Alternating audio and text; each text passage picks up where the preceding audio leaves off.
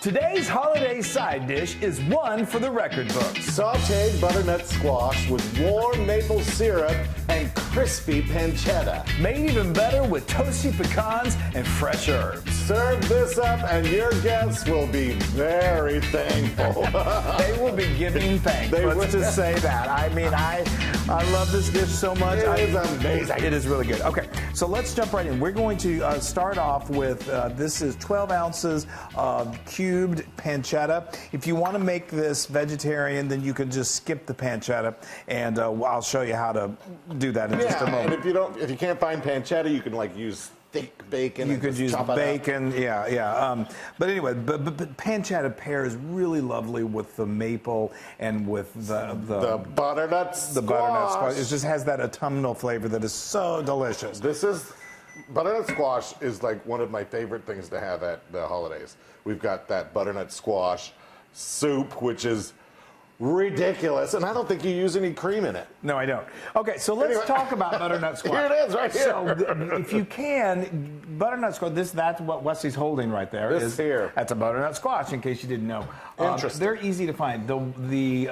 If you can go to a place that has pre-cut, that's going to be you're going to appreciate the little extra money you'd spend for that. Yeah. Because it's difficult. These are a little more challenging than, say, cutting up a potato. Or a pear. But it can be a little harder to find. When we lived up in New Jersey, I could find them all over, and for some reason they're harder to find these days. But if you live in the States, Whole Foods has them pre-cut like that, and they're nice. You want to get them uniformly cut if at all possible.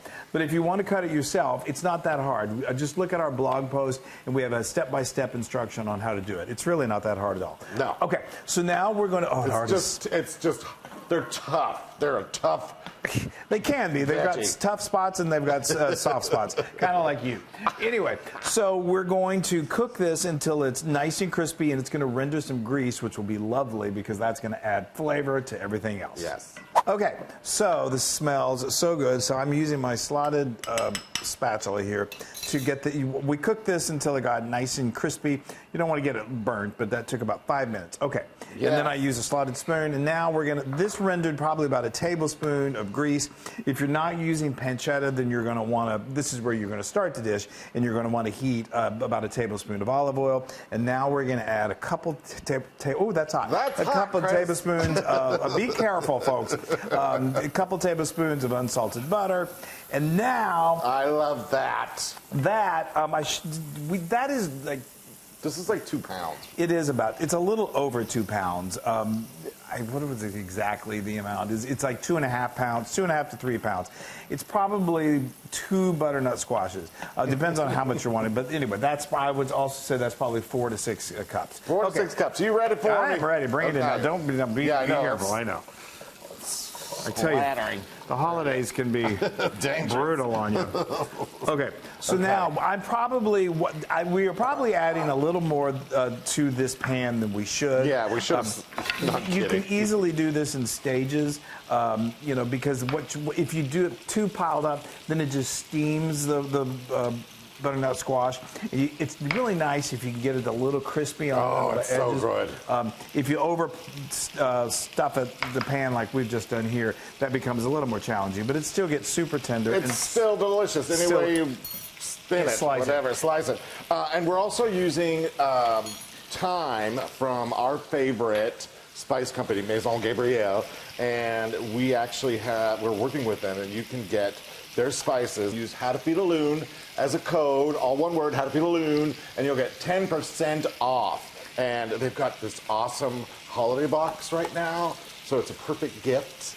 It is. It's for your foodie friends. It's awesome. And you get 10% off. They really do take these dried spices to the next level. They're amazing. We kind of were like, well, the dried spices, I knew that their quality always matters, but they're out of Paris, and they are, you get these beautiful tins, and they make incredible gifts, and I tell you, I love cooking with them so much. So now what we're going to do and you could also use fresh herbs if you'd prefer. Just instead of using a teaspoon, I'd use 2 teaspoons. Okay, now we're going to let this, I'm going to just kind of resist the temptation to stir this too much. We're going to let it go for probably about 15 minutes, and then I'm going to stir it up a little bit more. And this is going to take, depends on how big your pan is, how much you've got in there. But all in all, you're probably going to get about 30 to 40 minutes, and you just want that to get really tender. You don't want it to get so tender that it starts to mush and fall apart. If it does a little bit, no big deal. But anyway, see, I can't resist it. I'm a constant, I like to stir things up. All right, just sit and wait. Oh, this smells so good. It is. I know, it's gorgeous. So I've got my heat on. It's a medium high, and it really varies on how your time. But you see how that's getting just kind of browned and crispy on the bottom. I love that. I do too. So we've been going only about 20 minutes, and what we're going to do is just, I like to get like a fork, just do a test. The larger chunks are going to be a little what you call, I guess you could call al dente, but you don't want to overcook these. No. So now we're going to go ahead and add in, we're going to stir in that cooked pancetta. Yay. And then we've got a quarter cup of pure maple syrup, which is what we want. Don't use pancake syrup. And oh my gosh, that's going to bring all of these flavors together. Now, a word about the pancetta. Pancetta is pretty salty. I don't know if I said this before, I added like a teaspoon of salt. But again, if you're using pancetta, you don't need more. I think I actually just used a half a teaspoon. I'm dying. I know, the smell is ridiculous. If you're not going with pancetta, then you definitely want to do a teaspoon of salt, and then as always, taste before you serve it just to make sure the seasoning levels are right. Okay, this is really close. I may turn this down just a little now, and let these flavors really meld. We're going to go maybe 5 to 10 more minutes, and then we're ready to serve it up. Now look at this. Isn't that just beautiful? Oh. So, yay! I mean, the thing is that this is best when it's served. I think it's best when it's served right off the stove. But you can do it in advance and just cover it and keep it warm. And then if you need to, you can reheat it in the oven. I love that. Besides being so delicious, it's just a beautiful dish too. And it just looks great, on a Thanksgiving table, on a holiday table. It really even is like gorgeous. non-veggie people love this. I think the pancetta helps a lot too. Yeah, I'd say. Oh my gosh! But it's just the flavors, and then that maple syrup. It's that mix of every last bit of it, every last morsel. All right, I use my fingers. Okay. All right, now let's move this out of the way. And then, again, toppings are optional, but I think it really adds a super festive, wonderful touch to it. So these are some chopped pecans. Anything, you could do chopped almonds. You don't have to do pecans. This is some chopped fresh parsley for a little color. That is gorgeous. Isn't that gorgeous? We've also done like crumbled, you could do crumbled feta cheese, you could do Parmesan cheese. The sky's the limit. All right, come on over here and give me some honking spoon I've got here. There you go.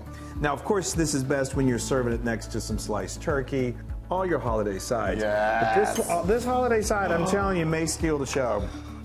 Y'all. I love it. I just love the holiday season for so many reasons. It is. We come together. You come together as family, and do your special things, but you get good food. I gotta get all this good stuff. Oh, it's so tender. Oh, I have to get that. Oh, it is. I need some pancetta and everything. Yeah. Okay, I'm going in. Hold on. I need to get a good scooping of everything. Okay.